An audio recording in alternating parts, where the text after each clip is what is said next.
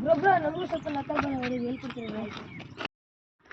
Step 1, ಈ lace part ಇರ್ತಲ್ಲ, ಆ ಲೇಸ್ ಪಾರ್ಟು ಇಂದ ಪಾಸ್ ಮಾಡಬೇಕು.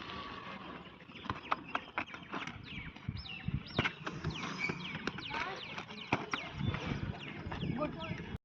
2, ಸೇಮ್ ಅದೇ ಪಾರ್ಟಿನ ಫೋರ್ಸ್ಫುಲಿ ಓದಿರಿ. ಮೇಲ್ ಬರಬೇಕು.